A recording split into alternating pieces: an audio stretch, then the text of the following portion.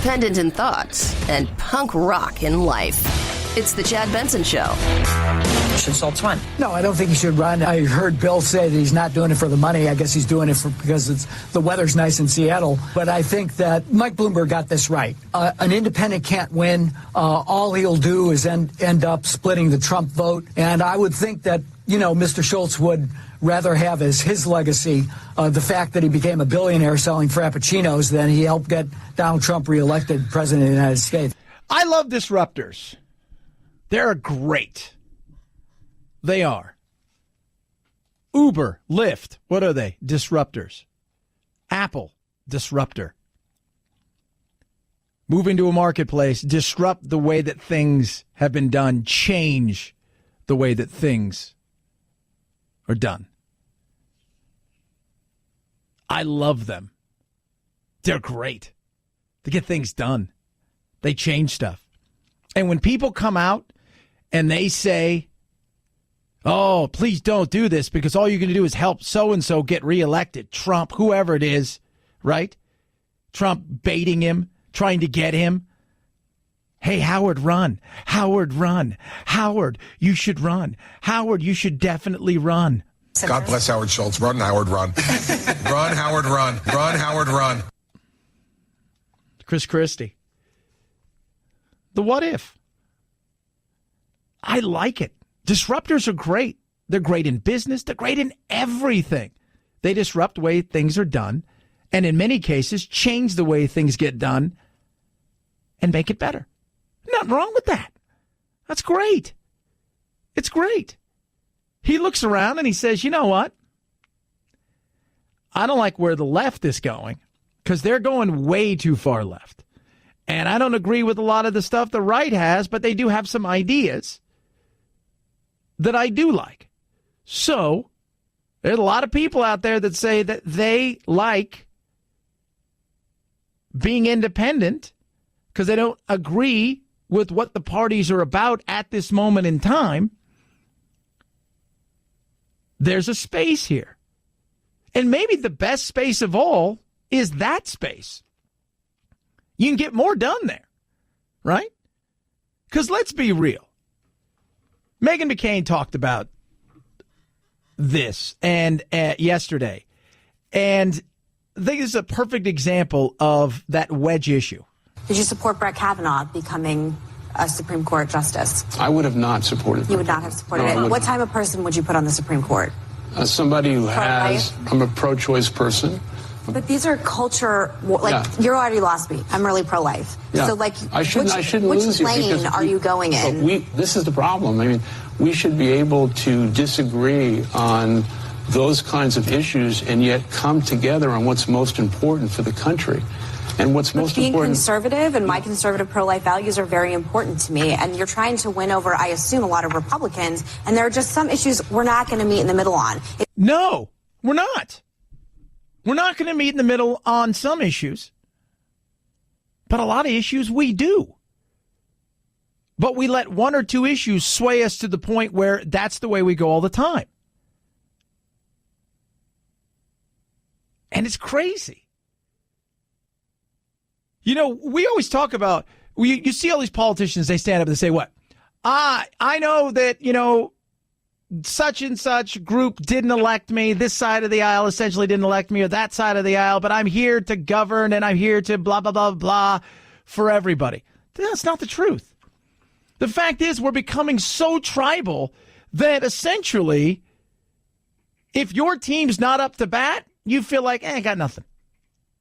That's not good. Maybe the best place for an independent is right there at the White House.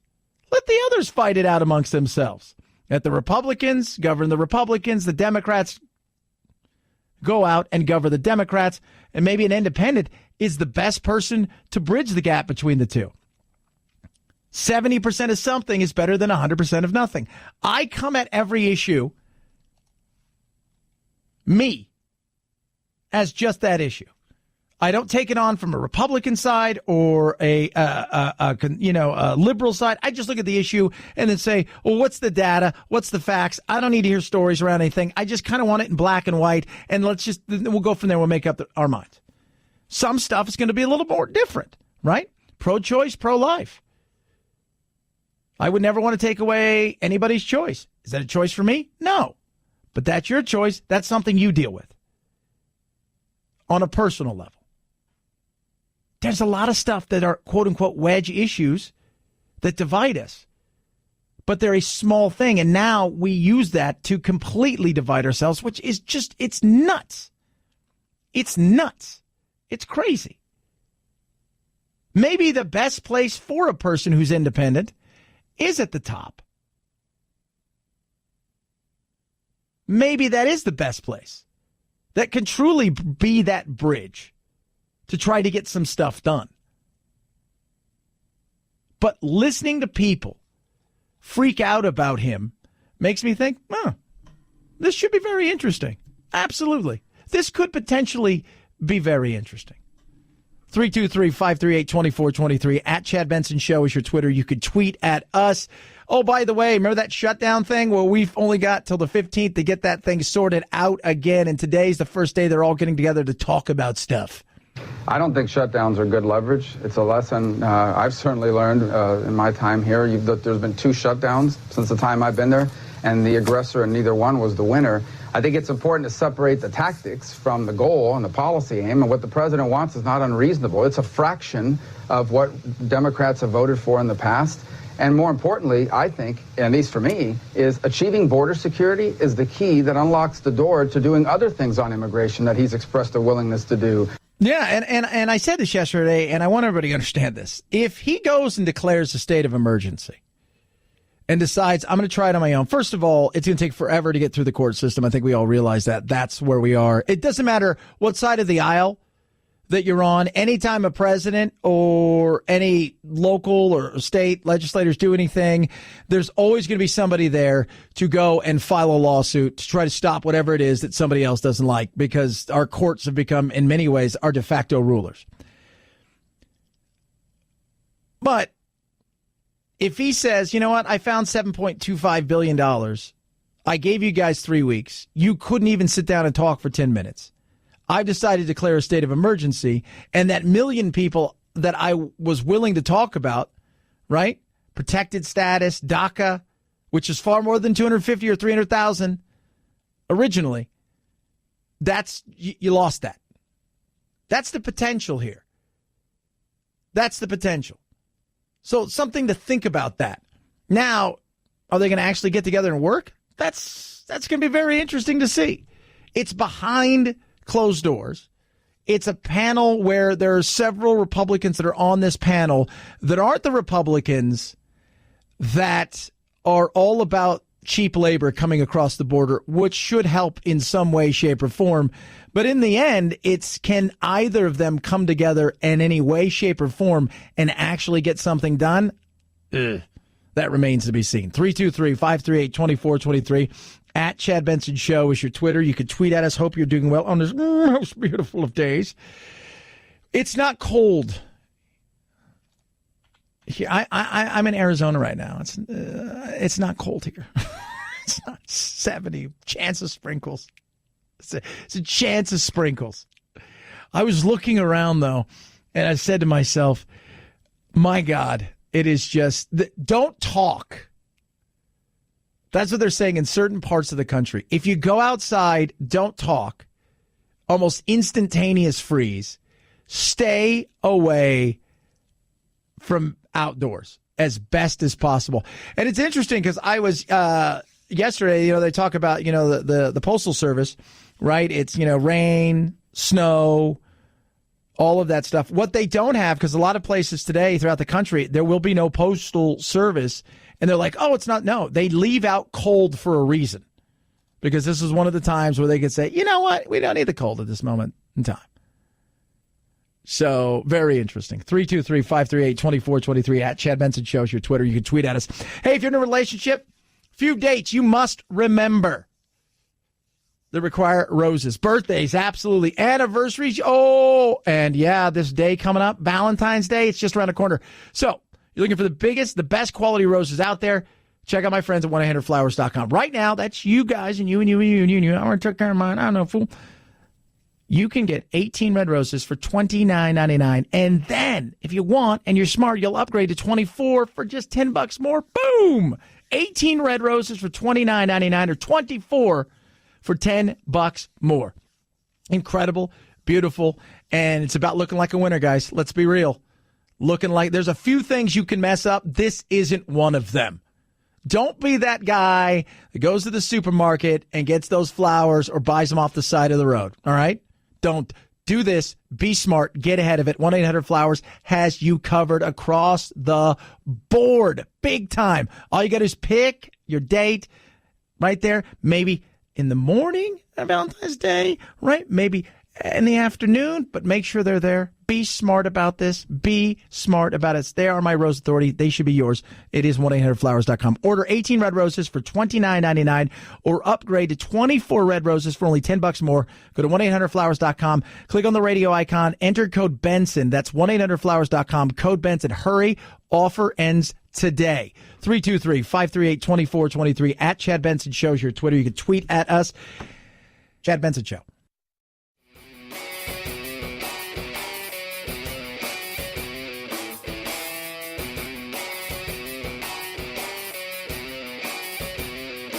Being antisocial sucks. Hang with Chad's friends on Facebook, The Chad Benson Show. And if you just need some alone time, head on over to Twitter at Chad Benson Show.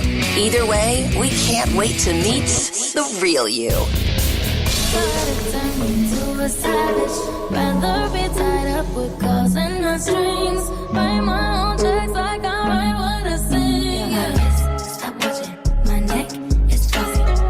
Little Ariana Grande there.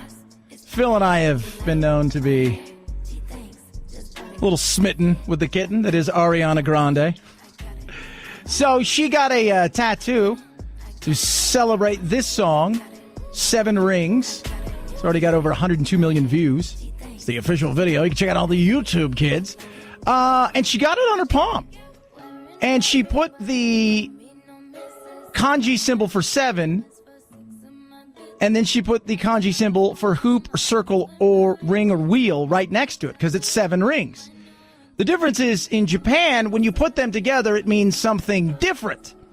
So the 7 symbol and the ring symbol next to each other don't mean 7 rings. It means small charcoal grill. Oh, man. I'll tell you what. Stupid is, stupid does. Speaking of tattoos, you see that girl that got a picture of, what's his name? Harry Styles tattooed on her face? Did you see that? Ah, what are you doing? Right? God. And she's one of those like, hey, she's an influencer. And she literally got, and it's not even a good picture either. It's not even like, wow, that's even close. Her name's Kelsey Carter, and apparently she really likes Harry Styles. I mean, really. And she got a picture of him tattooed right on her cheek. A giant, huge picture. Because she's insane. There's nothing wrong with that. You know what I would have done? People say, do you think he's flattered? I said, no, I think he's got a restraining order. It's the first thing he's done. Are you flattered? I'm scared. But you say, look, I'm scared because he's English. 323-538-2423 at Chad Benson Show is your Twitter. You can tweet at us each and every day. Even in the coldest times, we give you something that is, quite frankly, the best gift we can give to you because it doesn't cost us anything. But we do love you. It's our urban word of the day. It's time for the urban word of the day, fam. What? Right now? Time to get a little more hip on the streets. I can't understand a word you're saying. Urban word of the day. Oh. OTH. You might hear that.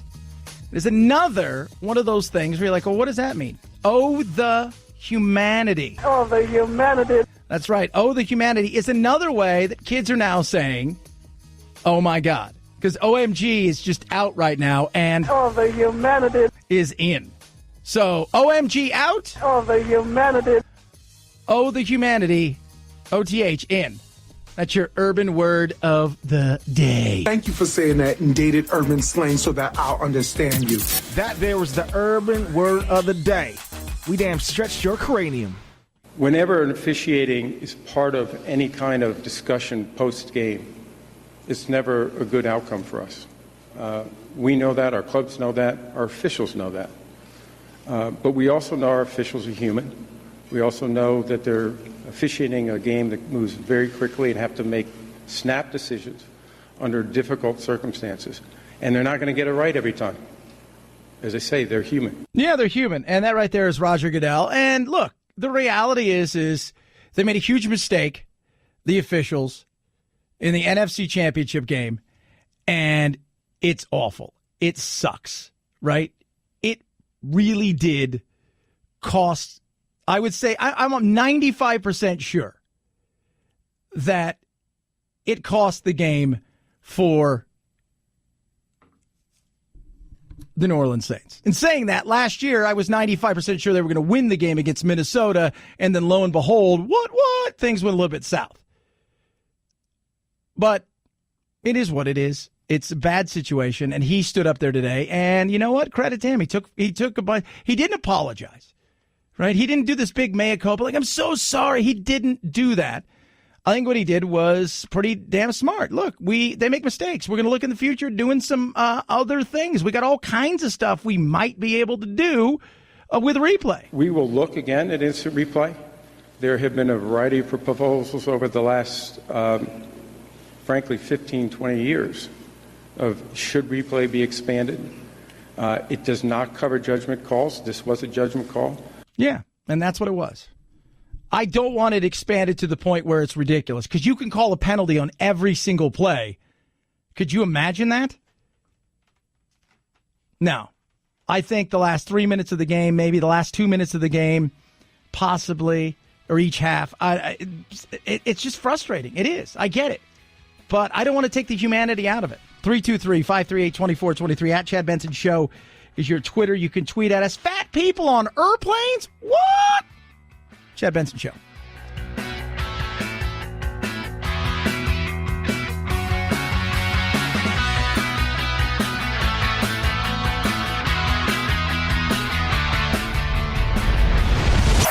The Chad Benson Show.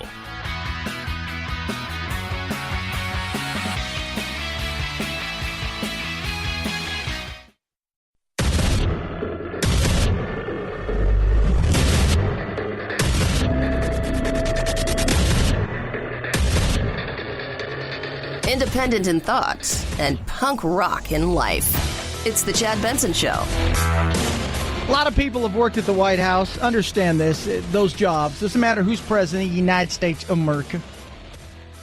Those are tough jobs. Those are jobs you take when you're on your way up in a lot of cases, and you bust your ass and you put in the time, because that on your resume is going to be huge. It's going to be huge.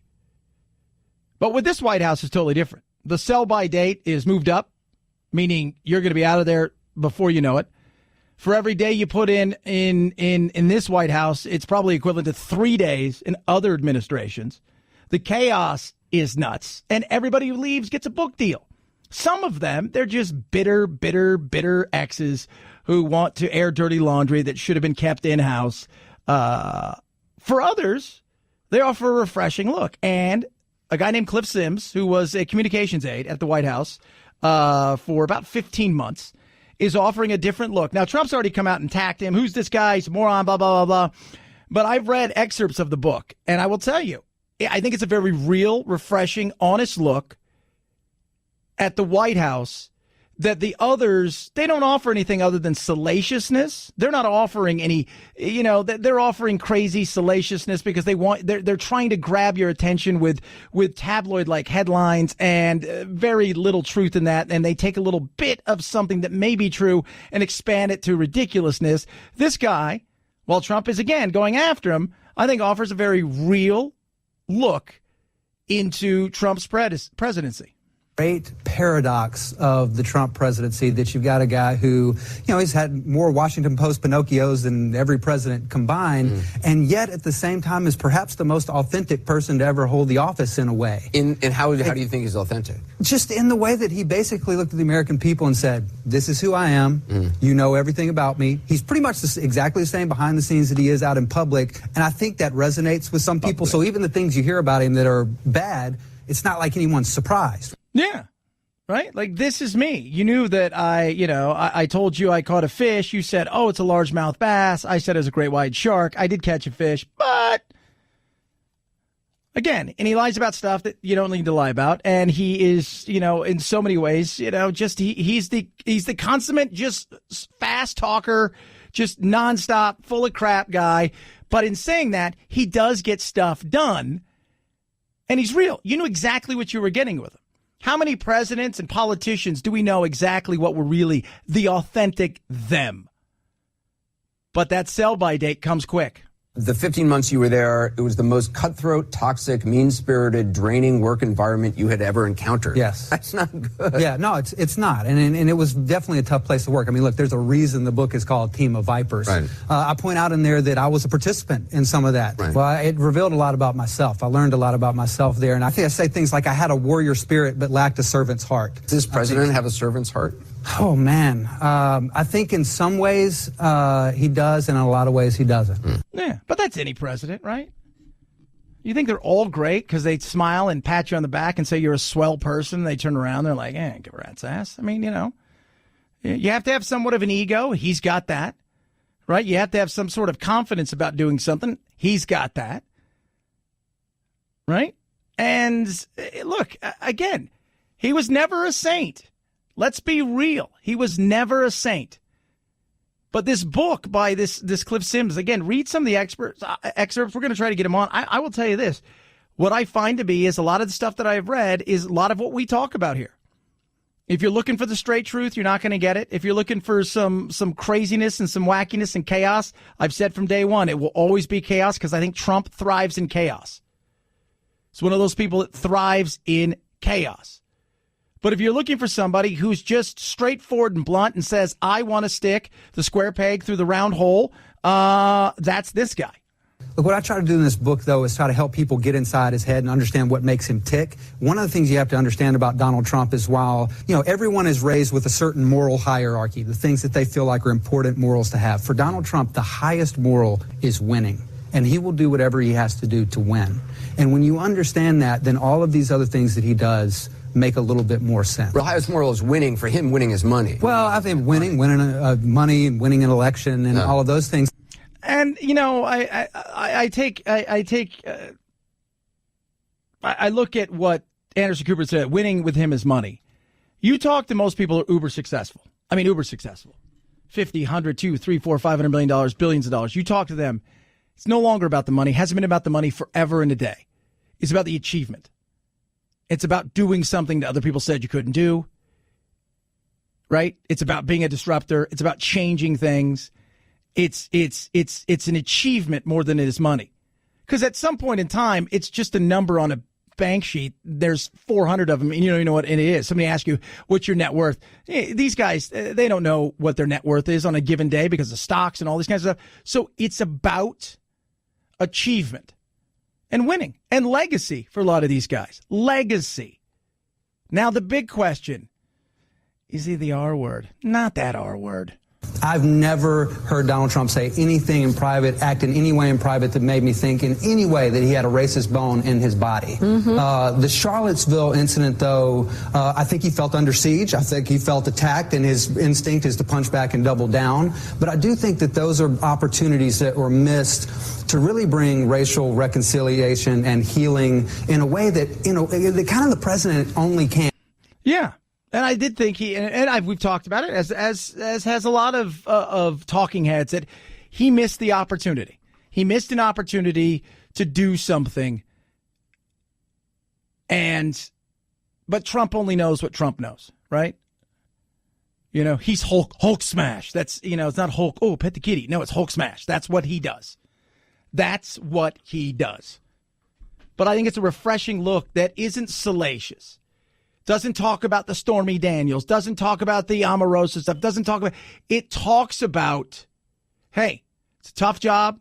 He's full of crap, but he's real and authentic. And he's full of crap about stuff that nobody even cares about. But for other things, he's very real. This is what you get.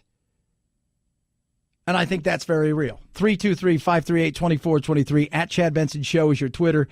You can tweet at us. So, airplanes. We've all traveled.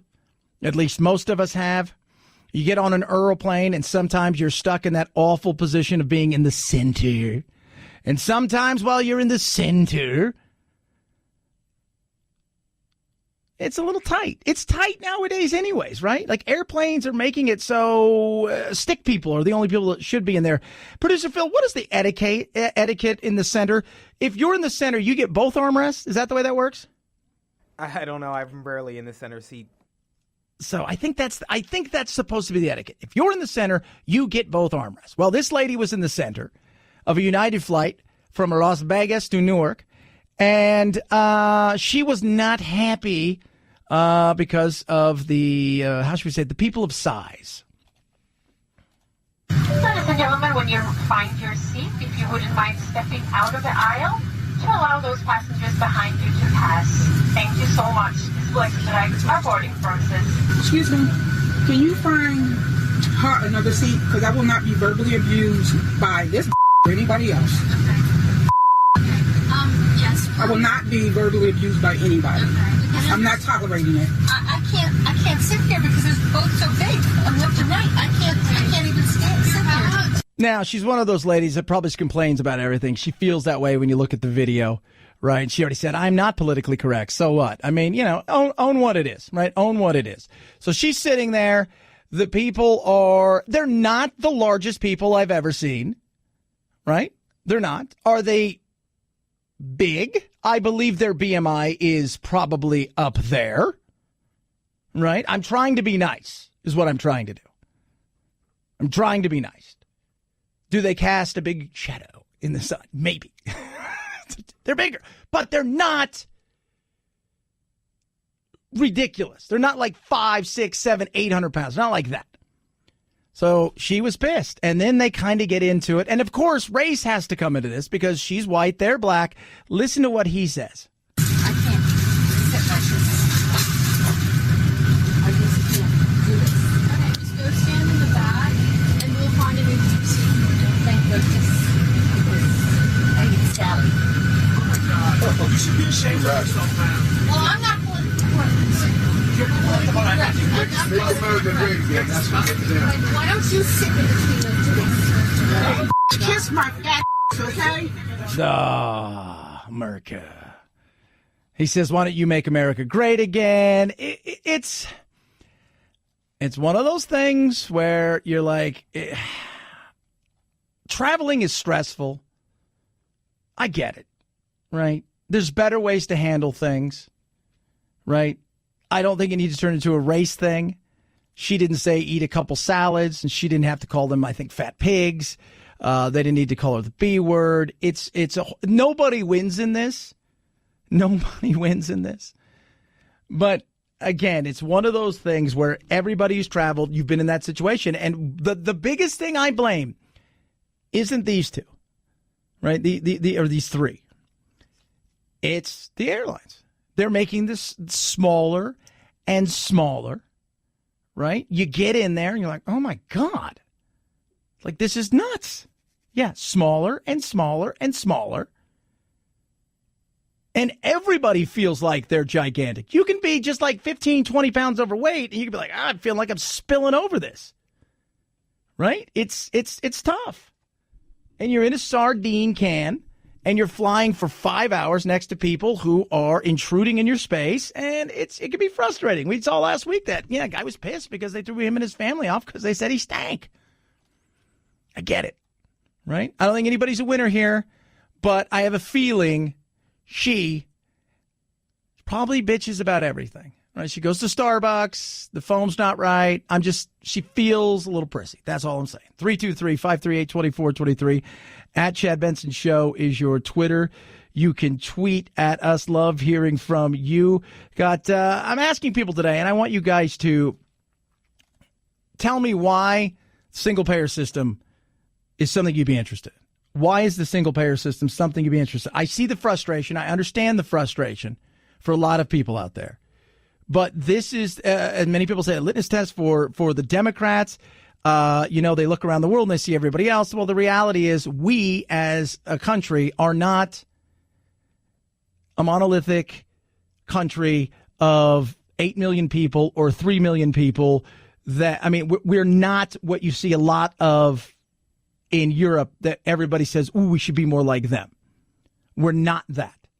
So what is it that you are looking for? Because we need to figure this out. We absolutely do. 323-538-2423 at Chad Benson Show, your Twitter. You can tweet at us. It's so funny. Oh, my God. I flew one time, and I had a couple people. They were spilling over. They were. And I'm a pretty big dude. Lift weights. I'm not out of shape, but oh, my goodness. It was tough.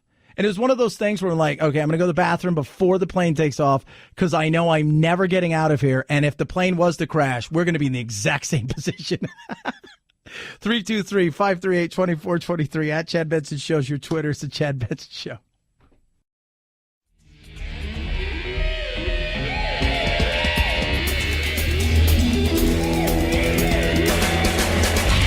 You go, boy. This isn't about right or left. This is just about right and wrong. Right you are, Chad. The Chad Benson Show.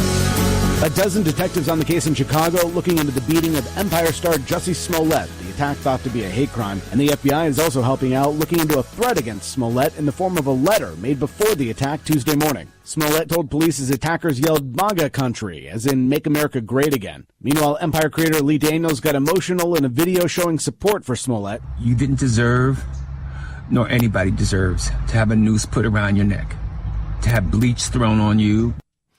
Yeah, it's a very interesting thing because we live in a day and age of where we're all cynical. And here's a guy on the TV show Empire who is supposedly beaten, has a noose thrown, put around his neck. They said they threw bleach, but that kind of falling apart. And then there's other people out there questioning some of the stuff, of whether or not this happened. Could it absolutely happen? 110%. And it is it Trump supporters? A lot of people say they were screaming MAGA and the whole 9 yards. Is that possible? Anything's possible, right? Anything's possible. It's just that, what's taken place with everybody's jump to conclusion has been one of those situations where I see why everybody in this situation goes, well, wait a minute, is this real? Because 2 weeks ago we had a kid who was, according to many people on the left, he was Heinrich Himmler. If you don't know who that is, and Adolf Hitler. That's who this, there he was. That's who this kid was. And then when everything panned itself out, after everybody virtue signaled, what ends up happening? Oh, well, it really wasn't like that, right? This is awful. This is awful. It's a horrible thing. But the first, and this is for me, the first thing that comes to my mind, which may be horrible, is it true? I'm not saying it can't happen. And it's happened to so many groups in America. But is it true? Because we see how these things go, and then the story starts to get a little wonky, and the holes get poked into it, and my cynicism rolls in. Did they yell something like MAGA? When police arrived, they say Smollett still had the rope around his neck. It's now being analyzed. Later, detectives say they again reached out to Smollett after seeing media reports claiming new details. In a follow-up interview, Smollett told them his attackers also yelled MAGA country, Make America Great Again, during the alleged assault. Now, it happened in Chicago. First of all, why are you out in such cold weather? Nobody should ever be out in cold weather.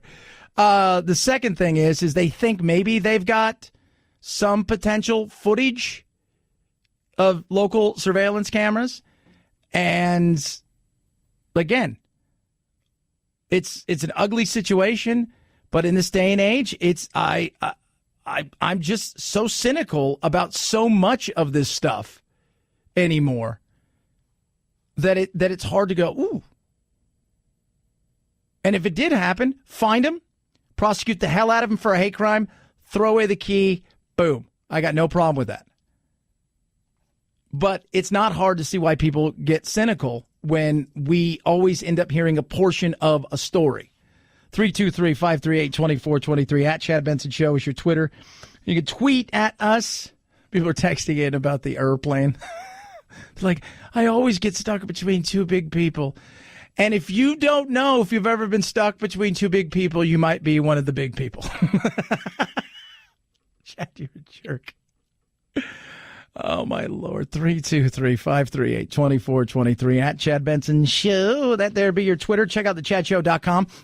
You know we have there stuff, videos, whatnot that I think you'll enjoy. Stories of the day, your podcast. Kids, it's all right there. And it doesn't cost you anything. That's the beauty of what we do for you. At least that's what we try to do for you. You text the program. I want to hear from you. You like single payer. A lot of people out there do. Majority of Americans are saying, yes, I like single payer. And there's also a majority of Americans saying, yeah, but I don't want to get rid of private health care just yet. Chad Benson Show.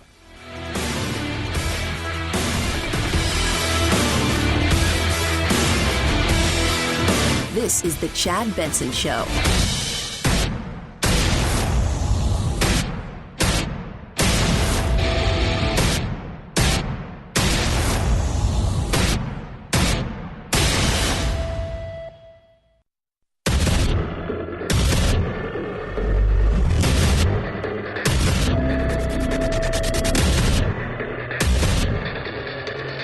Independent in thoughts and punk rock in life. It's the Chad Benson Show. To get this kind of reaction in the last 48 hours from the elite, from the core of the Democratic Party, anytime you threaten the system and the apparatus, the DNC and the RNC have set up such high levels of restrictions and impediments to almost not allow an independent person to run for president is un-American. Yeah. Disruptors. So vitally important. You're on your phone right now, your smartphone. Somebody disrupted the marketplace from the flip phones and the old stuff. The rollerball there with, was it BlackBerry, whatever it was called, right? Somebody was a disruptor, Stephen Jobs. Kerosene dominated. Along came J.P. Morgan, and he said, hey, what you got over there, Edison? He says, I got this, and I think we can do this. Yeah, I think we can do that. Right? Kerosene was cheap. It was inexpensive. There wasn't even anybody competing. The monopoly was so big. But you know what came out of it? Somebody disrupted it, gave us electricity in our homes. Disruptor. That's what you want in life. Is this guy, this Shultz character, right? This billionaire, right? Oh, is he a disruptor? He could be. And the reality is the best disruptor we have in our polarized world may be a person who can speak to both sides, but has no party loyalty, which may be good. Because if you think about it, how polarized we are. If your person's not in power in the White House, you feel completely hopeless, right? Powerless to do anything. You can bitch, you can whine, you can moan, you can take to the interwebs and do all of that. But as far as you're concerned, they're offering you nothing and you don't want anything from them. And vice versa. Because no matter how much a politician stands in front of everybody and goes, I'm not just the person you voted in tonight.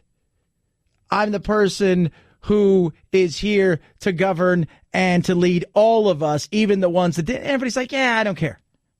You're not on my team. You're not on my tribe. Don't care. Don't care.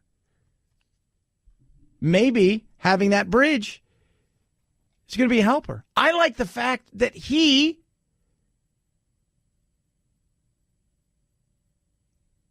is a person who is saying to himself, hey, you know what? Yeah, I'm a billionaire. So what? Right? I'm not buying it. I came from virtually nothing. This is where I am. I'm here to disrupt the machine, and I'm showing you guys that this game is rigged, and both parties say the other party rigged it. The reality is they rigged it so it's a monopoly, dominated, and all they care about is continuing to hold on to their fiefdoms. And this thought process of people coming out and saying, oh, man, Howard Schultz, you're going to totally get Trump reelected. You're going to, yeah, that's what's happening. You're going to get Trump reelected. You're a jerk, blah, blah, blah, blah, blah, and a bunch of other horrible things. I like it. Disruptors are important in business, in sports, in entertainment, and in life. You think Netflix is a disruptor? Absolutely. Amazon? 100%.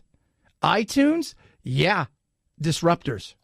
Well, I think people are worried, and I understand that potentially this could end up reelecting Donald Trump. I don't believe that. What I see is that the majority of Americans are not being represented by the far right extreme of the Republican Party, the far left extreme of the Democratic Party. And I think lifelong Republicans and lifelong Democrats, given a legitimate choice for a better way, will find a home.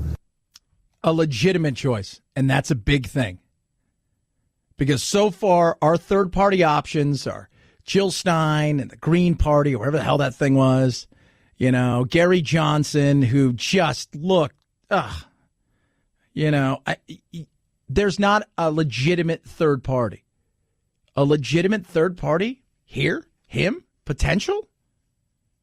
Yeah, why not? Absolutely. Top down, disrupt the whole system, throw it out of whack, and make them actually work for the people? I'll have a bit of that. 323-538-2423 at Chad Benson Show is your Twitter. I'm going to tell you guys this right now. I worked out at the gym about 2-3 hours ago, went and boxed. And it was kind of warm outside, so I'm still in shorts. The Chicago Office of Emergency Management and Communications spokesman Richard Gaitis says as of Wednesday morning, they have 122 people in dozens of warming shelters. 54 people have used warming buses deployed across the city. Everything that we've been predicting over the last 7 to 10 days is happening. So now we're in the midst of it. The next 48 hours is going to be crucial. 15 Chicago agencies, including police, fire, utility, and transportation departments, are working 24 hours a day over the next 2 days from a central command center to respond to the cold. Yeah, it's cold. Producer Phil, a quick reminder of what nature can do to you. Nature will mess you up. Mess you up. Minus 40, 50, 60 degrees with wind chill in places. It's insane. It is. And we're not talking about, like, we always, you joke about it's a frozen tundra and you're out there and you're in North Dakota or South Dakota. And you've got this you've got a small group of tiny cities to mid-level cities. We're talking about Chicago, right? We're talking about Chicago, the third or fourth largest city in the country. Yeah. Colder than Everest, colder than the Antarctic. Crazy. It is. It is nuts. And there are people out there. My little brother, he's like, I haven't been outside in 2 days. he's like texting me stuff like he's just, I hope this finds you well. I may never see you guys again. I'm indoors, but nobody can get me Dr. Pepper. 323-538-2423. At Chad Benson Show is your Twitter. They are meeting. What are they meeting about? Well, over the next coming days and weeks, they're going to be meeting about, yes, immigration to see if we're going to have a wall or not have a wall. Is it a possibility that they don't get this done? I think it's a huge possibility. And the border security, according to everybody, border security is always important to everybody. One thing that everybody agrees on. We can all agree that we must do everything we can to prevent another unnecessary and destructive government shutdown. Yeah, I absolutely understand that. We don't need another one of those. It didn't do anybody any good. Nobody won. Some people lost. It's a struggle. It was a hardship on some, and it was stupid, but both parties don't seem, I will say, Trump drives me crazy at times, but he's given something. And something I reminded my Democratic friends the other day is, as they celebrated this, understand that, hey, you got to the 15th of February. Then we could be back in the same situation. Or he says, I'm declaring a state of emergency. I'm going to throw $7.5 billion that I found elsewhere into the wall. And all that stuff I offered you before is now off the table. And you got nothing. So something to think about. Smart border security is not overly reliant on physical barriers, which the Trump administration had failed to demonstrate are cost-effective compared to better technology and more personnel. Ugh. Yeah, you need everything. It can't be one. The comparison I always hear, it works for Israel. Here's something for Israel that I want everybody to realize. We're fenced in a wall. The bigger wall is between Egypt and Gaza. That's a bigger wall. That's a real concrete wall that goes down some 20 meters, right? Because they were digging holes underneath it. So they had to take it. It's nuts. But on the border fence or wall in Israel, they have snipers, right? We're not putting snipers up there. It's a smaller, more condensed area. It's not 1,300 miles. There's a lot of things. Does it work? Potentially? Yeah. I looked at a Harvard study. They said, walls in a lot of these places, Spain and keeping people out. They were looking at what it did in areas there where people were trying to come up from Morocco. It really stopped. It made it harder for people to get over, and it really slowed down the influx of people. Yeah. But you've got to. But one of the other things that they'll tell you as they go in the study is that they enforce the laws. So they catch you. They enforce the laws, which we don't do. There's no, okay, you're here, so you can go wander around for 2 or 3 years and try to get in here for court. That right there still drives me crazy, the whole catch and release thing. So it's very interesting to see. Again, there's an easy way to go about doing this by making E-Verify it.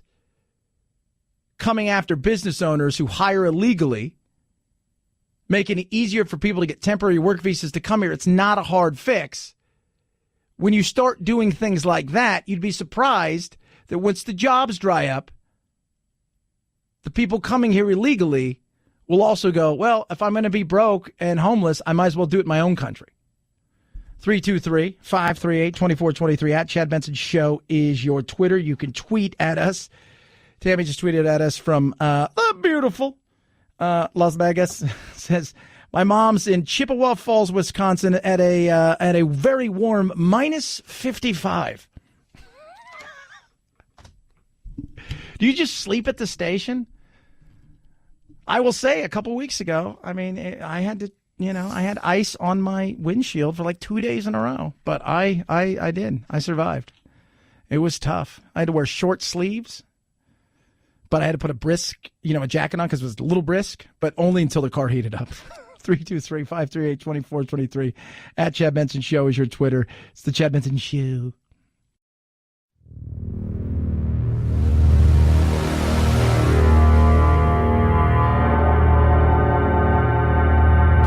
Take a fake news break. Check out the really important news of the day at our website, ChadBensonShow.com. Once there, click on Chad's free podcast and get real.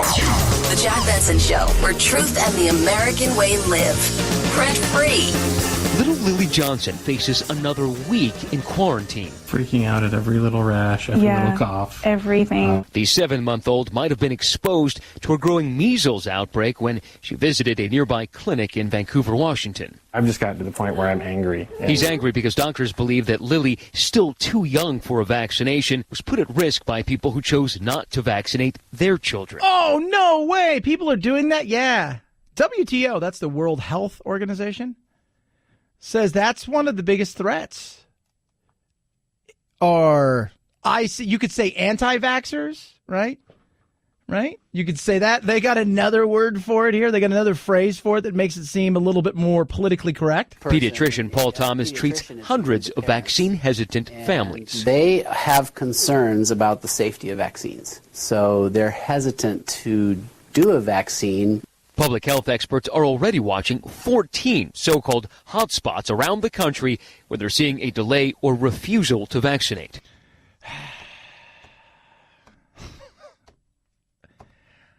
Why? Well, because I saw a mommy blog, and the stuff is, it's poison and it's evil and it's bad. Okay, so you saw a mommy blog, right? Okay, so good for you. And then the doctor tells you, no, it's totally fine. Oh, they're getting paid by Big Pharma. And those are the same people, and I'll tell you who they are. Right, we're gonna throw it out there. It's overeducated white people. That's what it is. It's overeducated white people who go, oh, look, my kid is got, because the reality is, kids that are on spectrums, kids that have issues, a lot of parents, I want to know there's an answer that it wasn't me. I coach special needs soccer. My little brother, you guys listen to the show. My little brother Spencer has cerebral palsy, bad, and that's the least of his issues. His brain damage is ferocious. Trach, G-tube, never walk. He's got all kinds of kids on the spectrum. All kinds of kids on the spectrum. And sometimes things just happen. But to get the measles, I was telling, it's like how retro. I was like, what's next? Oh, did you hear? Somebody got polio. What? Yeah. I was telling Phil, what are we bringing back? What's next? Every once in a while you hear about a little bubonic plague, but is that, every once in a while you hear about leprosy. But what are we talking about as far as communicable diseases that spread that have totally been eliminated because of vaccinations that we could bring back? It's silly. And those same people are going to look at me and go, it's settled science, climate change. And then you go, well, you didn't vaccinate your kid. So, yeah, but that's different. I'm like, oh, okay. It's, again, it's the overeducation and the fear that everything is out to get your child. Everything. They're coming. They're coming.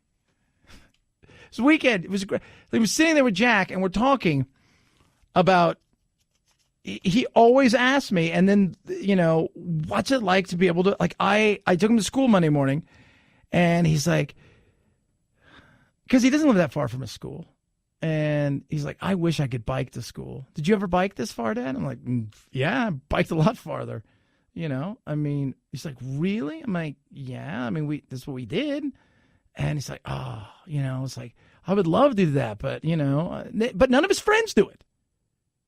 We have this fear factor that everything is going to get us, when the reality is in the world that we've never been in a safer, better position than we are at this moment in time.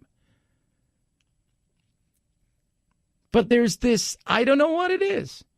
It's, and look, everybody has been susceptible to it at some point in time if you had a child worrying about something. But, oh, my goodness. If I give this kid the shot, and all these parents who are saying no, they've all been vaccinated, they're all fine, they didn't get polio or measles or the mumps or whatever else.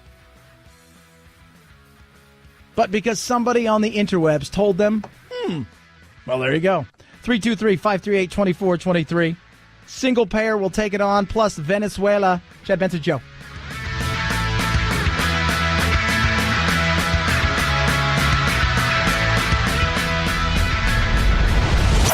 The Chad Benson Show.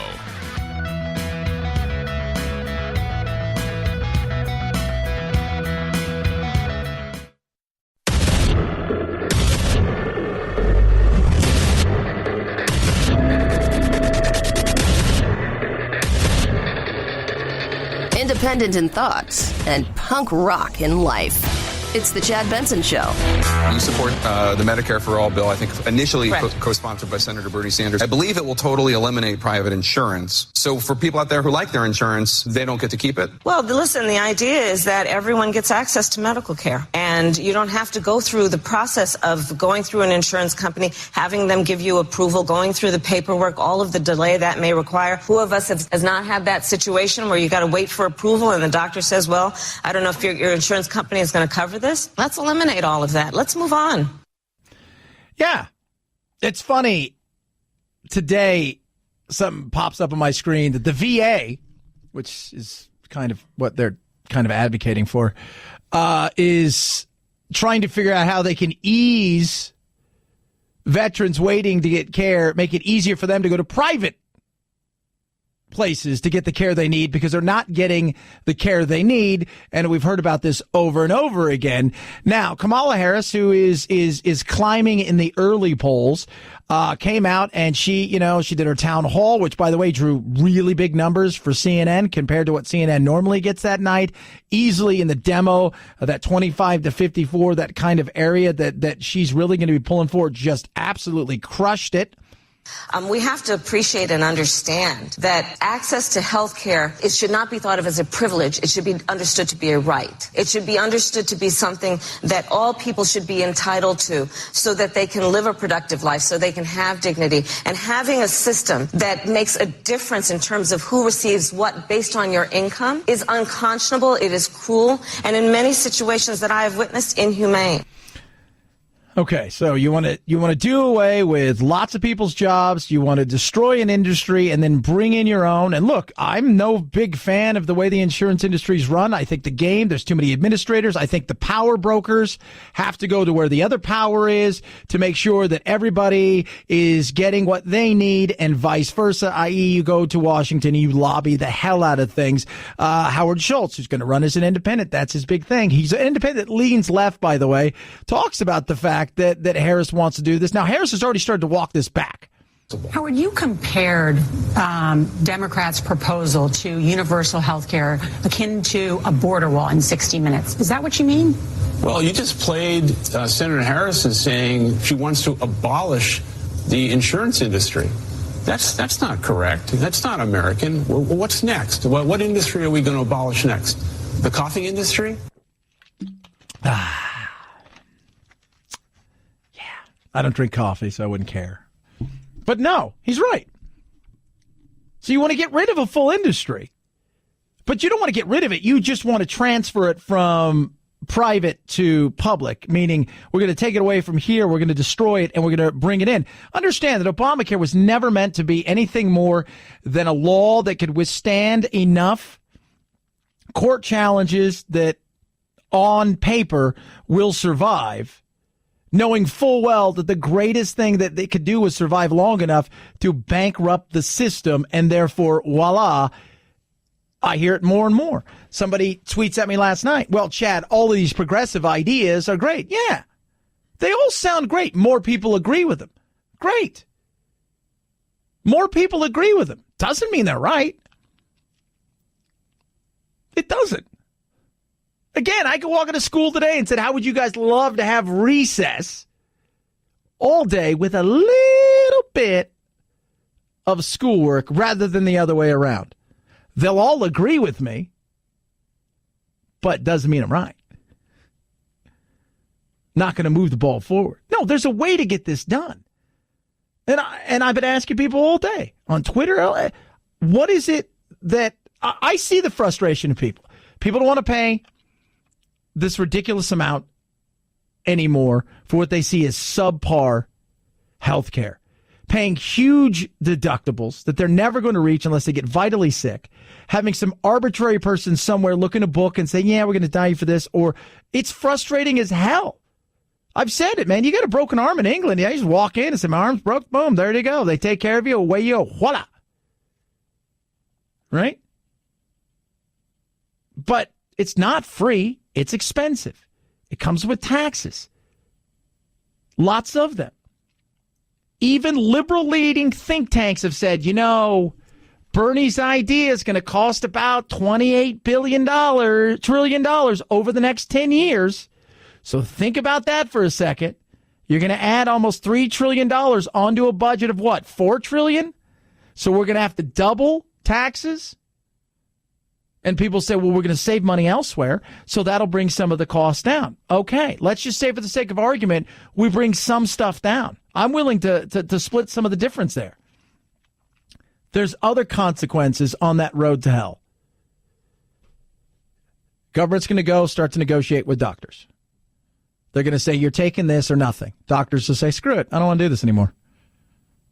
So now, like you see a lot of places, you'll have a shortage in doctors. Right?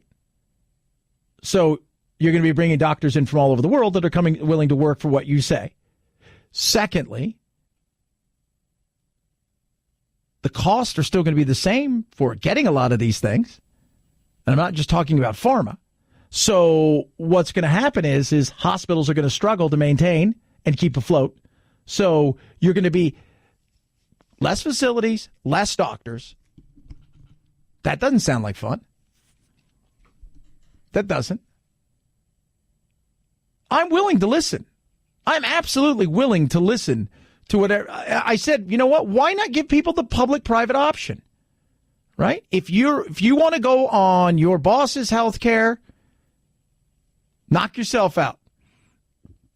If there's a public option and you want to go that route, then there you go. You should be able to do that, meaning X amount of taxes instead of a deductible be taken out of your paycheck. So if your paycheck normally every 2 weeks is $2,000, but they're going to, and that's, they're going to take out for a deductible or your monthly. Every paycheck, it might be $300-$400 for you and a family. But now taxes, it might be, it might drop you down to $1,300 instead of $1,400 or $1,500 or $1,600. That's fine. Again, give people options, but killing something? No. And there's a way out there. There's a way to do this. But the frustration that people feel is people are just over it. They're just over it. They're sick and tired of it. But as I tell everybody, you look at the 28 trillion or 32 trillion or 40 trillion over the next 10 years. Remember, those are government accountings from think tanks. How often does government ever get it right when it comes to estimation? Rarely.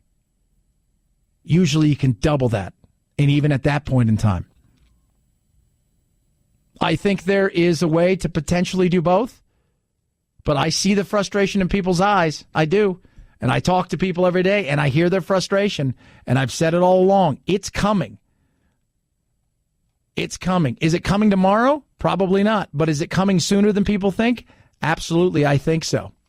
The question will be whether authorities will respond with force as well to try to reopen the streets. We have certainly seen that in the past. Nicolas Maduro this morning in an online video calling on U.S. citizens to not support a coup here, also warning of what he said could be another Vietnam as we prepare for another chaotic day and more unrest here in Venezuela. Yeah, lots of unrest, and of course he's blaming Trump, and that's what he's doing. The reality is this guy he's desperate, absolutely desperate. It's a nightmare over there. This is what happens when you take over all kinds of industries with zero ways to pay for them, and you promise the world to everybody, and then you don't deliver. Eventually, they get pissed, they get hungry, and they turn.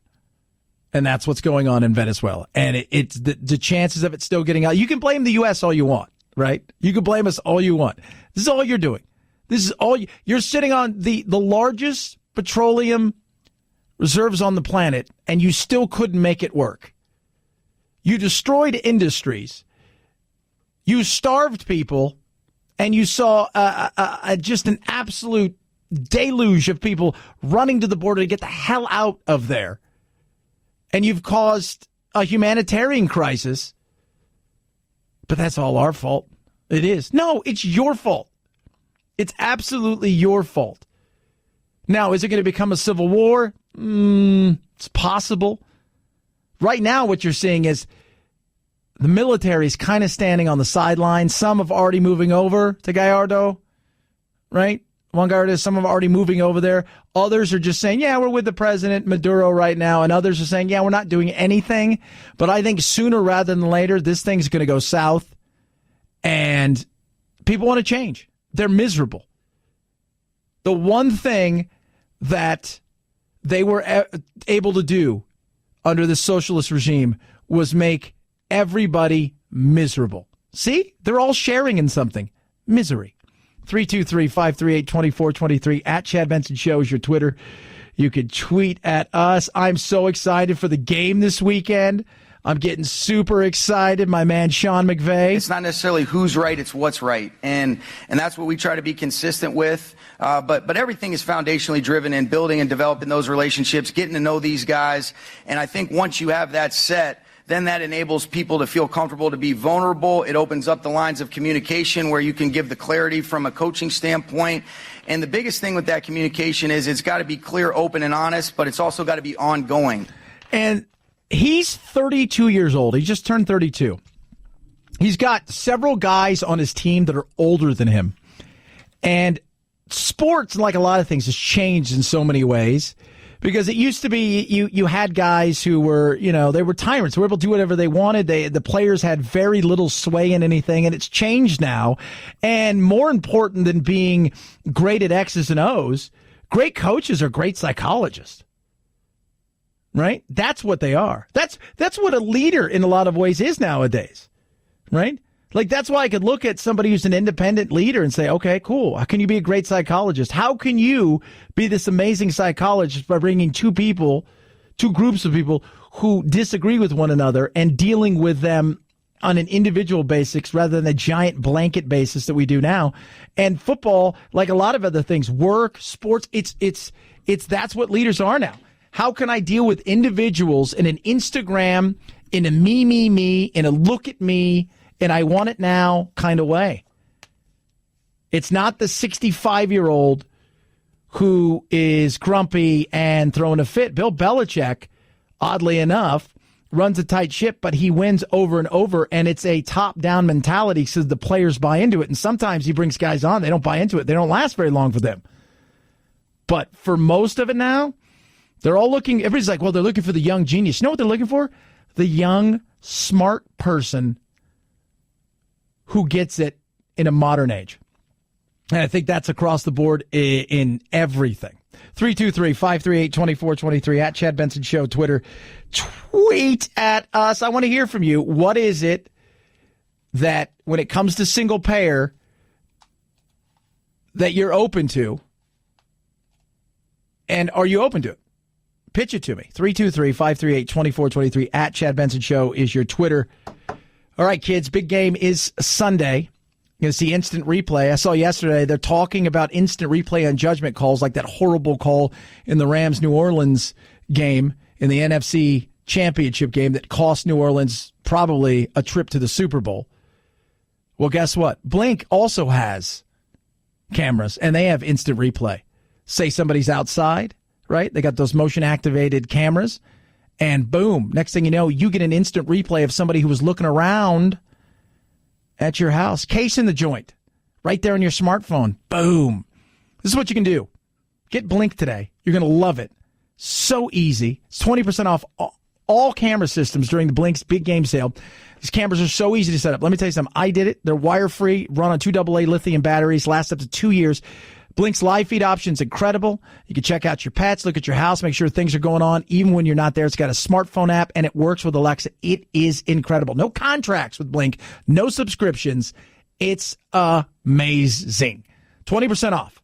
That's what you're saving right now on indoor and outdoor systems and add-on cameras now through Monday, February 4th at 9 p.m. Pacific. Visit blinkprotect.com/defense. That's blinkprotect.com/defense. Blinkprotect.com/defense. It's the Chad Benson Show.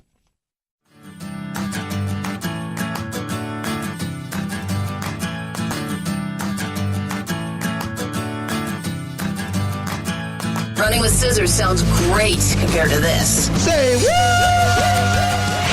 It's the latest deal from ultra-low-cost carrier Frontier Airlines. If you're traveling with a child in 2019, that child will fly in their own seat for free with a bunch of restrictions. The child has to be under 14. You've got to be a member of Frontier's Discount Den program, which costs $60 a year, and there are only certain dates and destinations at work. But if you can make all that work, for every paying adult, a child can fly for free. It sounds good. Right? You got to be in the Discount Den program, so you got to get that $60 right there for that bad dog. Right? So select days. Now, that's always the big thing. Right? So what select days are those? That there is the big thing. It's like when you go in, if you're going to go get a pass at Disneyland, depending on what pass you can get, it's like they have blackout days and you can't go to these things on these certain days. And so what days are those? You can go to Frontier Airline on their website and apparently check it out. I looked up one and it is, I think, in Denver. It's got like one flight at like 8:17 in the morning going to like one place. So it's going to be like, okay, you can fly to Bismarck. I don't know anybody in Bismarck, but it's free. Oh, okay. And it is Frontier, so it is always fun, right? Bring your own chair. When I went there, I was just like, I've flown them twice, and they do the most important thing of all, which is getting me to where I need to go. But I'm not going to lie to you. I thought to self, this chair is plastic in front of me. Like plastic. Like a kid's chair used to sit on in school. Yeah. Super Bowls this weekend. One team will not be participating. That is the New Orleans Saints. Their coach is finally talking Sean Payton about that heartbreaking loss, which the NFL has readily said was a bad missed call that cost them potentially the game. I'd say about 95% sure they would have won the game, but he's speaking finally. What is it now, a week and a half? Feels like it's been, longer than that. I would say, honestly, after the game for 2 to 3 days, much like normal people, I sat, probably didn't come out of my room. I ate Jenny's ice cream and watched Netflix for three straight days. Yeah, bummed. Put your heart and soul into it, right? You're back at it, though. Again, it's a bummer, but we have two great teams. Horrible call. NFL's usually quick to fix things like this, but with humans involved, how much can you fix without just taking humans out of the equation altogether? 323-538-2423. At Chad Benson Show is your Twitter. You can tweet at me. I love hearing from you. People are texting in about Frontier Airlines. I get it. They're a low-cost airfare. I get it. We're good with that. As long as you get me to where I'm going, I'm good. Chad Benson Show. This is the Chad Benson Show.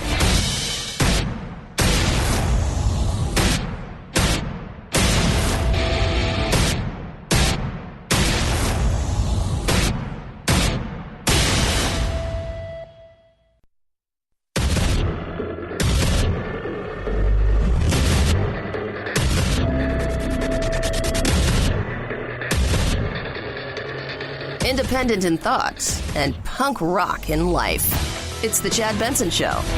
What qualifies you to be president of the United States? What qualifies me to be president of the United States is my life experience. People are going to think it's my Starbucks experience. It's what I've learned along the way.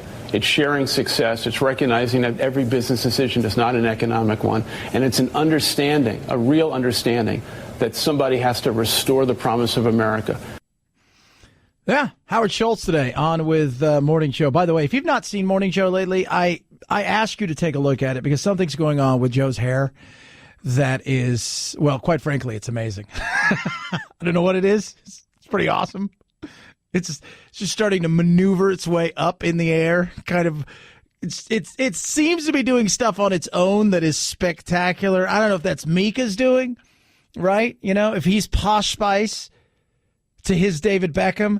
But it's pretty spectacular. It is. So they hit him with some riveting questions. What makes you qualified? A lot of people, he's a cisgender white male. I think he's cisgender. I don't want to put it out there because he may no longer identify as that. I don't want to speak too soon. And he's a white male, and he's going to buy his success into the White House. No, he's not. You can't buy the White House. Yes, you can. No, you can't. Well, Trump did. He didn't. If that's true, then why aren't the Koch brothers president? Because I'm sure they'd enjoy that because they know they really it's a crappy job, right? Right? Bloomberg has got a ton of money, tons of money. He got all kinds of money. He could flip Shultz and Trump for their money and probably go, why not? Why? I've said it's got to be top down. And an independent would be great. Disruptors are amazing. Disruptors are great. You look back through time and you see the people that have disrupted business and systems, and you've seen, and disruptor doesn't mean, oh, I went in and I broke everything and then they can't. No, they changed things. They disrupted the way that business was conducted normally, and it was good. It was very good. I'm all for it. I think an independent would be great. And in a day and age where we are so polarized, right? We are so tribal. It's so ridiculous. Isn't it interesting to say that maybe having somebody at the top of that quote-unquote ladder would be interesting? Because the Republicans can then talk to the base of Republicans. The Democrats could talk to their base of Democrats without worrying about this baloney that I'm going to govern for both sides. Because the reality is, you could say that. You could even attempt to do that. But the other side doesn't want you, so nothing you are going to do matters. So maybe having that bridge between the two could actually get some stuff done. And it's funny to see the way that everybody is attacking Howard Schultz. It says Schultz. Right? Because as they go after him, it's mostly, and he's left-leaning. They're pissed at him. Would they be saying it if he was a bit right-leaning? Look, I have news for you. He's not as left-leaning as the progressives that are overtaking the party want. He poo-pooed the Medicare for all, let's get rid of what's going on out there with this thought process that we could just get rid of the entire insurance thing. And Kamala Harris has said that. She's since backed away from that. But it's very interesting. And I believe that when you find, if you go back through history and you look at great disruptors and see what they did, right? J.P. Morgan, who took Edison and the thought process of electricity and then took Tesla, bought out Westinghouse and crushed him and took that and said, hey, kerosene's cheap. Everybody can use it. There's a monopoly on it. But guess what? I'm going to disrupt everything by changing the entire game, saying, screw that. This is what you need. Disruptor. The iPod, the iPhone, disruptor. Right? You look at people who've disrupted, it's huge at what they've been able to do. Maybe he's what we need. Maybe he's not. Maybe he doesn't have a Ice Cube's chance in hell. But the reality is disruptors have been good. And the potential for him to at least make enough noise to get people to think outside of their tribalism box, I think is a good thing. The Chicago Office of Emergency Management and Communications spokesman Richard Gaitis says as of Wednesday morning, they have 122 people in dozens of warming shelters. 54 people have used warming buses deployed across the city. Everything that we've been predicting over the last 7 to 10 days is happening. So now we're in the midst of it.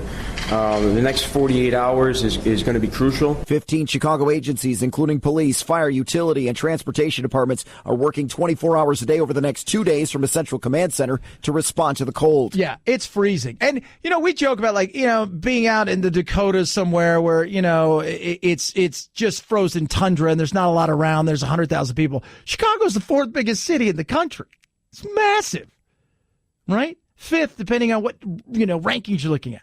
It's a huge 6, 8 second, third. It's massive. These are millions of people that are going to be in weather that is so cold, right? That is absolutely so cold that it is scary how cold it is out there right now. A good portion of the country is an ice cube. I mean, earlier today, I was thinking to myself, is it going to drizzle? And then I thought, no, it's not. It's not going to do that. So we should be good. We should be all right. We should be 70, 74 today.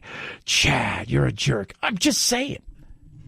It is freezing. How cold? All you can see right now is ice. There's not a single ship out here. We're aboard the Coast Guard cutter Morro Bay, and right now we're on a reconnaissance mission, essentially seeing how thick this ice is and how bad the conditions are right now. The way this ship works essentially is that it's shaped like a football, so it puts the pressure on top of the boat, on the bow, and then it crushes the ice as it comes down. So they've got ice crushers, right? And you're thinking to yourself, okay, cool, so they're doing that because they got to move this, but check this out. But they told me it's negative 27 where we are right now, and they say it's so cold that when you break ice in these conditions, you actually make ice. So if a ship were to be behind us, and that's the way it works, usually they have the ships just behind us trailing this ice cutter, it would be so cold that ship essentially would freeze in the lake right after the Coast Guard cutter passed it. That's cold. That sucks. It does. Not gonna lie to you. That just sounds awful. That sounds like not fun, is what I'm trying to say. It just sounds awful. That is so cold. Phil, what are you guys going to get to out there in Arlington? I think we're just a hair above freezing right now. Oh, it's not too bad. It's not too bad. It's cold. Look, a couple weeks ago, I had to chisel ice off my car like 2 days in a row. And I was like, oh, my God. This is awful. Having lived around the world enough and played sports in enough places where it's been so damn cold that the fields have frozen and we're like, we can't play today because the field's frozen. One time when I was in Bristol, I was on trial with Bristol Rovers in England, and Jerry Francis was our manager. And so my buddy Kenny and I were on trial, and they took us out there. And the night before, we had this massive storm, and it was so freezing. Now, mind you, I'm like 17. I'm fresh from California. I'm in England. Huge, like frozen, like hurricane. Not a hurricane in summertime, like a frozen hurricane rolled through. And we were training at the Cadbury factory, egg factory, the chocolate factory. So it smelled like chocolate. We had to move several pieces of the neighboring barn off the field to play. I was so cold. It was so freezing. But it wasn't 21 below. It wasn't 45 below. That's ridiculous. That is. 323-538-2423 at Chad Benson Show is your Twitter. You can tweet at us. They're starting to get together to discuss what to do with the border wall, security, and whatnot. The panel meets for the first time today. They got to the 15th to sort something out. Extension of TPS, dealing with the DACA population. I believe he's willing to go even further and do something reasonable with people who have been here a long time unlawfully but are not criminals. But all of that is being held up by the inability to get agreement on border security, which the president campaigned on. So I hope people will separate the tactics from the policy, because I think the policy is reasonable and solid. Yeah, we'll see. A lot of the people that are on that panel on the left side of the aisle are definitely not fans of ICE or any kind of border wall at all, even a fence, even a curb. There's no border curb in their world. On the other side, you've got some people that are in Trump's camp, because you have a lot of Republicans out there that get behind Trump, but the reality is they want no part of this. Their donors are big business, and they want cheap labor, and they're fine that flows in. And there's not a lot of those on this. But do I think that in the next coming 14, 15 days that they're going to come up with something? No, probably not. Can they move the ball? I'd like to think they can, to at least kick it to the curb till March and give it one more chance. But there's got to be some movement, right? There's got to be some movement. 323-538-2423 at Chad Benson Show is your Twitter. You can tweet at me. I'm asking you today, a lot of people are frustrated about health care. If you're a person who's thought, hey, you know what? I'm at the point now where let's just do the single payer. Tell me the reason why. Tell me how you're going to pay for it and why you're so far just ready for this. Why you're so far gone that there is nothing else. I'd like to hear from you. 323-538-2423 at Chad Benson Show is your Twitter. Hey, this offer ends today, so you better hurry. Birthdays, anniversaries, vitally important. Make sure you get beautiful roses to the one you love, yo lady. Valentine's Day is an absolute must. And it's right around the corner, and you're thinking to yourself, boom, I got to do something. This is what you're doing. 1-800-Flowers.com. They've got something amazing. 18 red roses, $29.99, or upgrade to 24 red roses for $10 more. That's huge. Huge. Huge. So 18 red roses for $29.99, and for $10 more, you get 24 red roses. Boom. It's incredible. They're beautiful. They're picked at their peak. They're shipped overnight, so you're going to get the most freshest, most incredible, amazing, huge bouquet of roses right there. She's going to be like, I love you so much. You're the best. It's going to be a good night for you. That's what I'm trying to say. Bouquet prices are going up. Act on this now. You pick your delivery date. 1-800-Flowers handles the rest of it, right? And so after you give her a gift, maybe she gives you a gift. Everybody's got a little smile on her face. Wink, wink, nudge, nudge. Yes, that's what I'm talking about. My Rose Authority, 1-800-Flowers.com. Get this. 18 red roses, $29.99, or upgrade to 24 red roses, only $10 more. Go to 1-800-Flowers.com. Click on the radio icon. Enter code Benson. That's 1-800-Flowers.com. Code Benson. Hurry. Offer ends today. At Chad Benson Show, Twitter, ChadBenson. Chad Benson Show.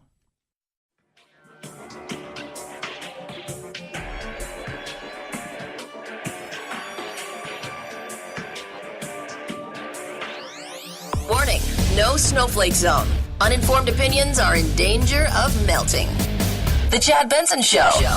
We hope that the bill will be signed by the President of the United States by April 2nd, which is Equal Pay Day. That is the day women start earning the money that they worked, didn't get paid for the first 3 months of the year. Wait, what? Well, Chad, women don't make as much. Okay, I know. I mean, we can point out why in 1,000 different ways, and nobody's ever going to say, well, but they are trying to push through the Paycheck Fairness Act. Now,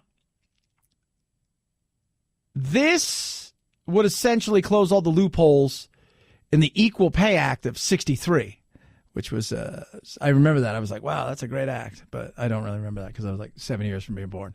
So this is what would happen. Prohibit employers from using salary history. So salaries are not based on prior pay gaps, right? They can follow people from job to job. Protects against retaliation for discussing pay with colleagues. Ensures equal pay for equal work, which I got no problem with, right? Right? If all things are equal, I got zero problems with it.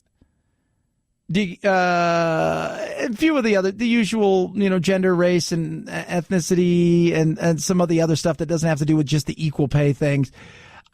Look, here's one thing that I don't think.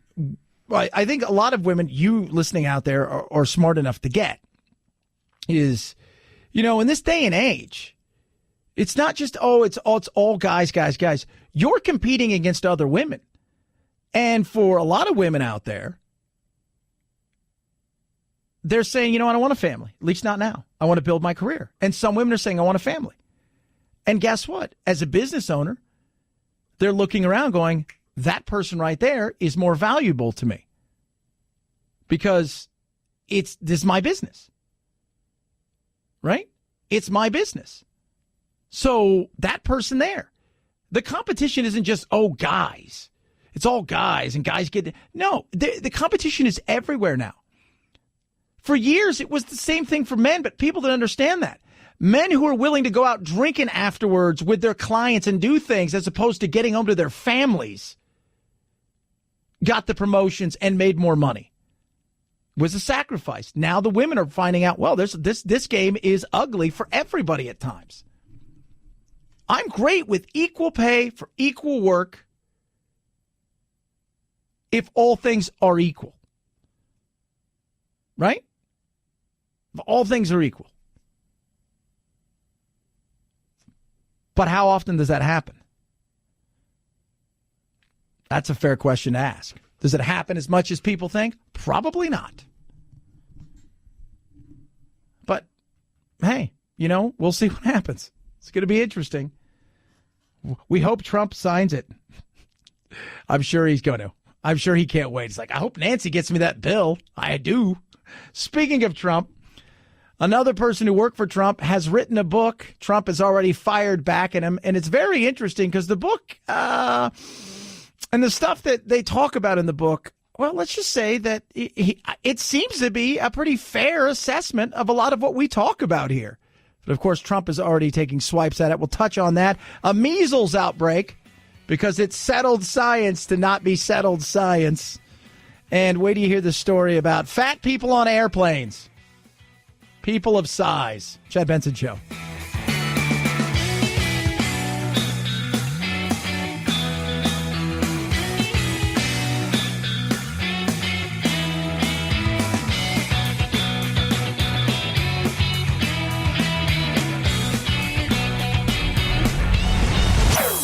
Chad Benson Show.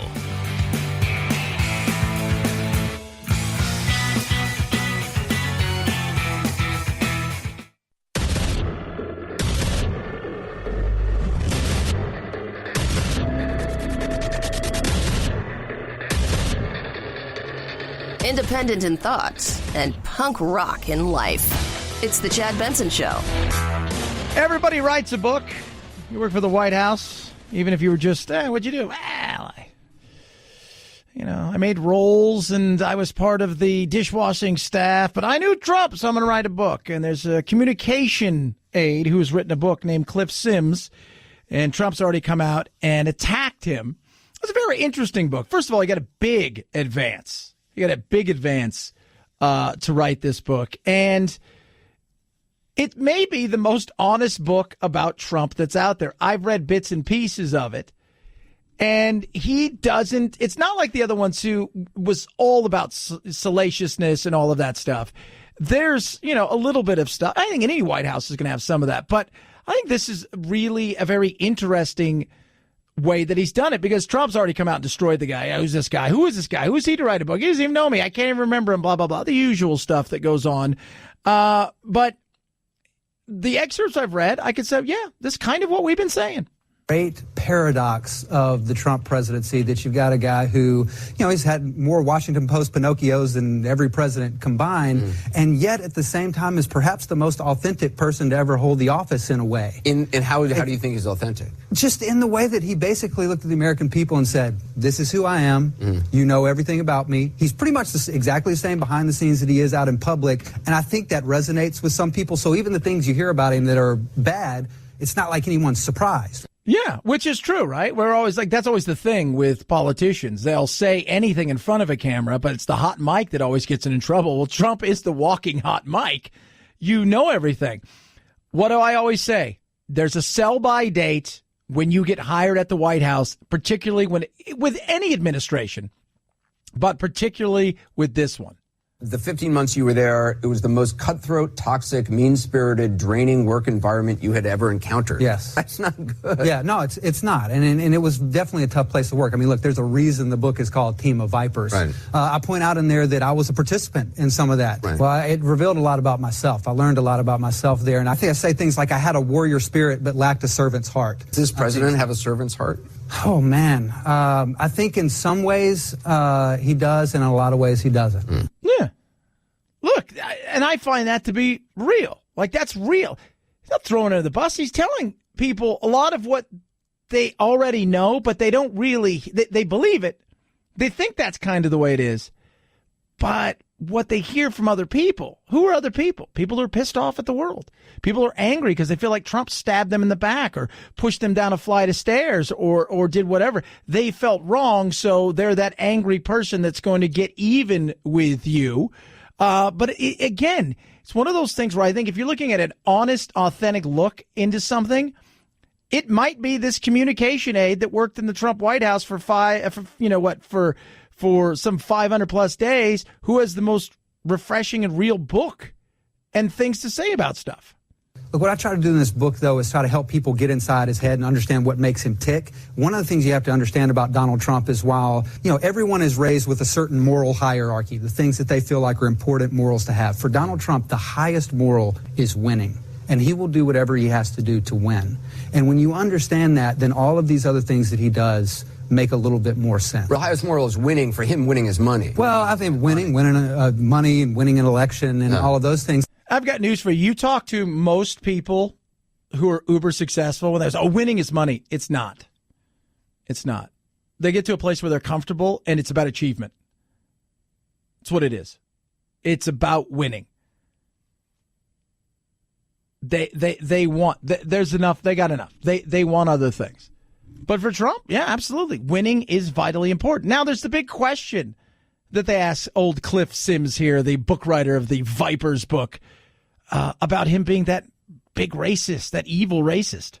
I've never heard Donald Trump say anything in private, act in any way in private that made me think in any way that he had a racist bone in his body. The Charlottesville incident, though, I think he felt under siege. I think he felt attacked, and his instinct is to punch back and double down. But I do think that those are opportunities that were missed to really bring racial reconciliation and healing in a way that, that kind of the president only can.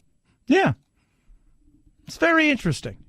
It is. It's very interesting. I think it's a much more refreshing, honest look probably into something where they're saying, look, this is who this guy is, and he's got warts, and he's flawed, but he's authentic, and he's real, and he's not just, for prime time, and, you go back and everything else is covered up.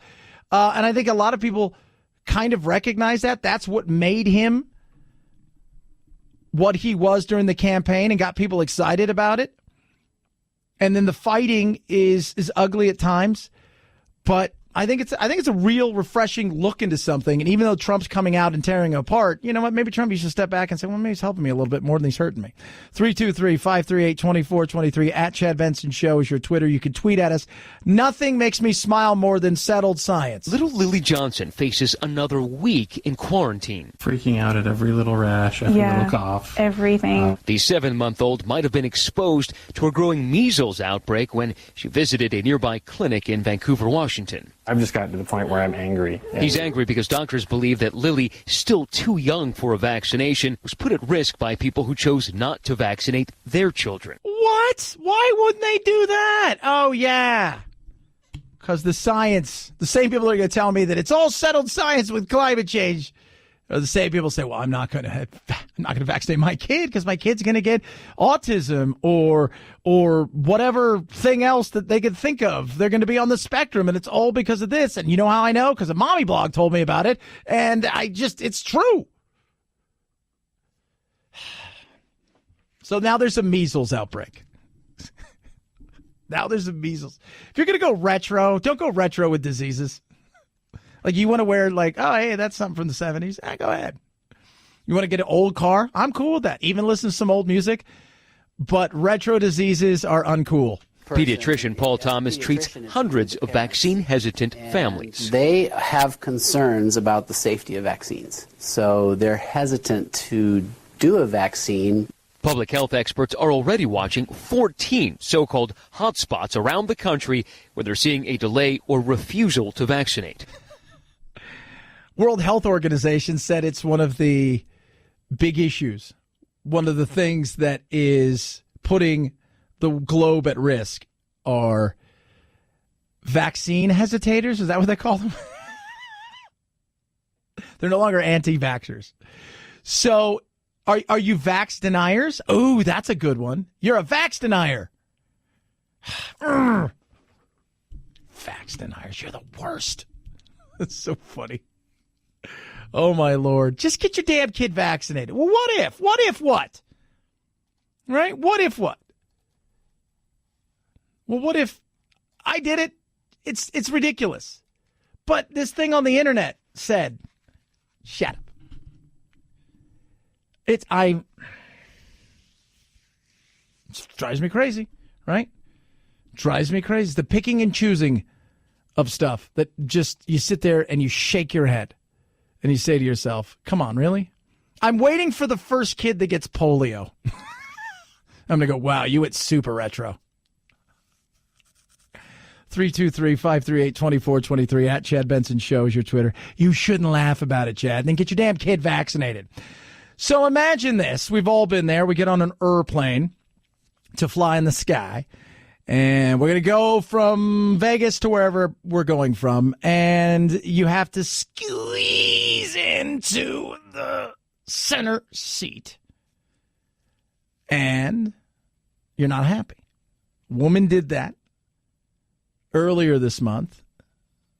Gone viral. She was not happy about the fact that, let's just say, the people of size around her made her feel squeezed.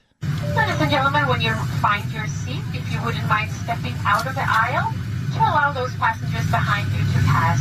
Thank you so much. This will expedite our boarding process. Excuse me, can you find her another seat? Because I will not be verbally abused by this or anybody else.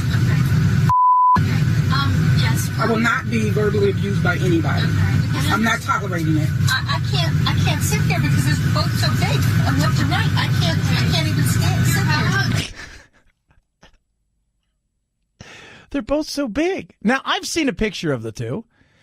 Are they the largest people I've ever seen? No. Could they compete in sumo? Possibly. They're bigger, but they're not like so big, you know, as they don't see their feet anymore. Maybe like glimpses of it. But they're big. They're big people. I'm not going to lie to you. But she's kind of one of those, like, you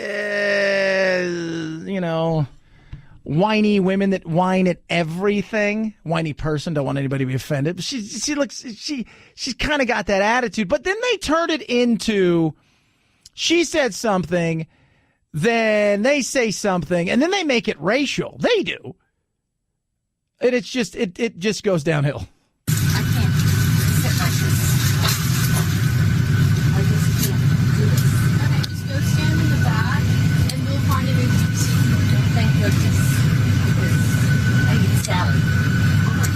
You should be ashamed of yourself, man.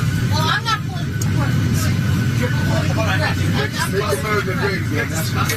Why don't you sit in between them two? Kiss my fat okay? But they made it racial, because as Phil and I always talk, why is everything got to be about race? Because that's it. They said, why don't you go back and make America great again? Because they're black, she's white. I think it was, you know, it was more the fact that you guys were people of size. And I have been there.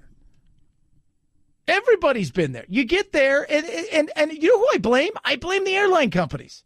Because the seats are so small that even somebody who is, you know, not really big, just kind of average, they're squished in there. But really? They turn it into a race thing. Would you go back and make America great again? Oh, God. 323-538-2423 at the Chad Benson Show is your Twitter. Bing! You're now able to try to get out of your seat.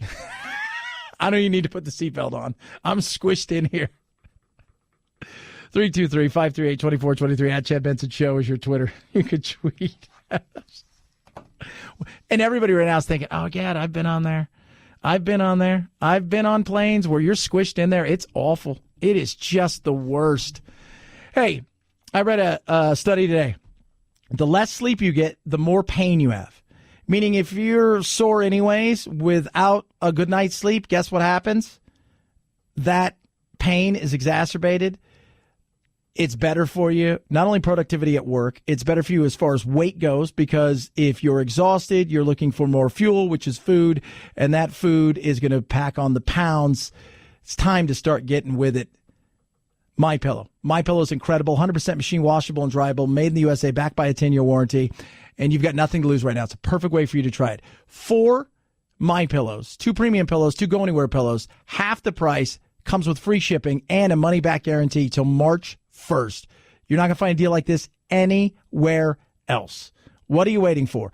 4 pillows, 2 premium, 2 go anywhere, free shipping, half the price. Call 800-944-4975 or use mypillow.com with promo code Benson. It's simple and easy. These pillows you're going to love. It's going to change the way you sleep. It's 800-944-4975 or mypillow.com. When you do, use promo code Benson. That's promo code Benson. At Chad Benson Show is your Twitter. ChadBenson. Chad Benson Show.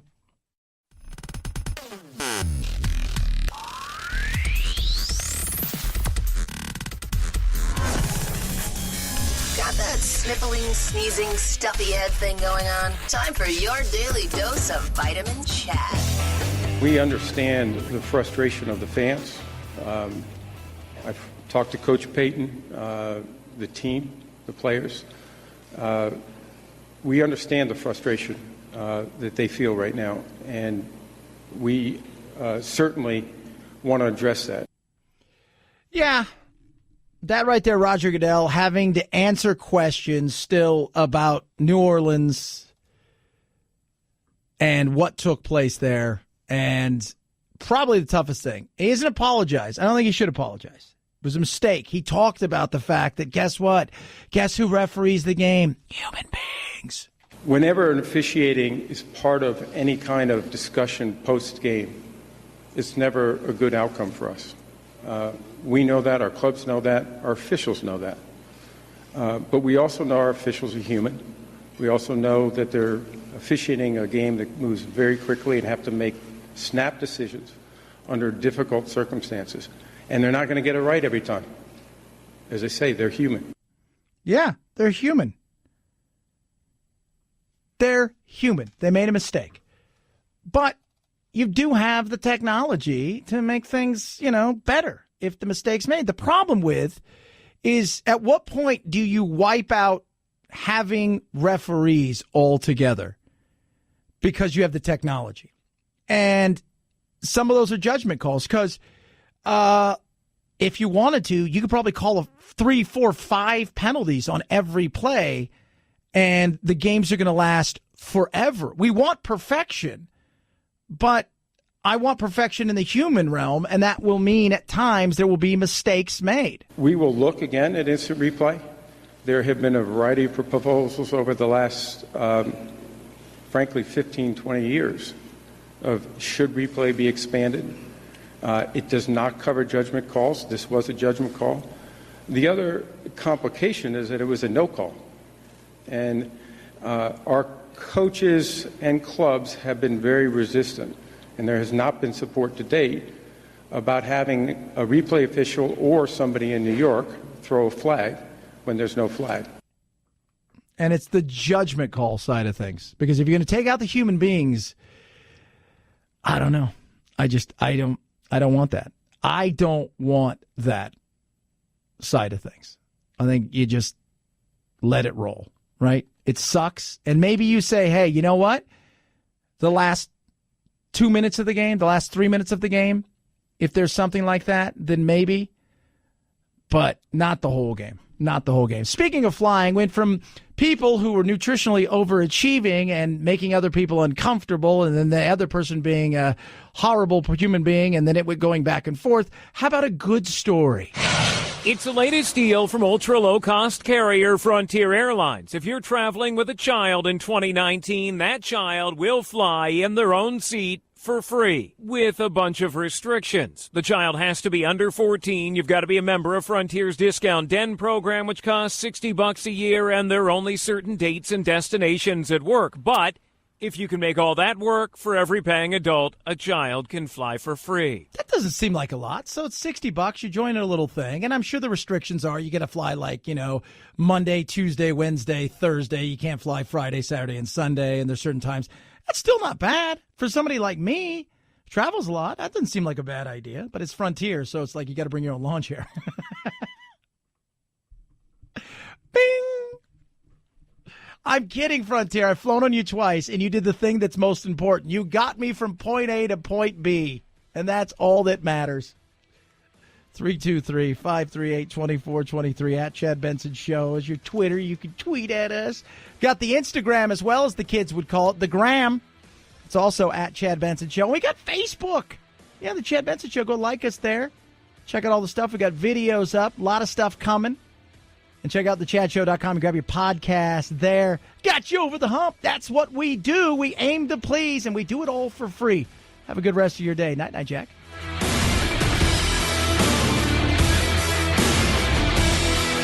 This is the Chad Benson Show.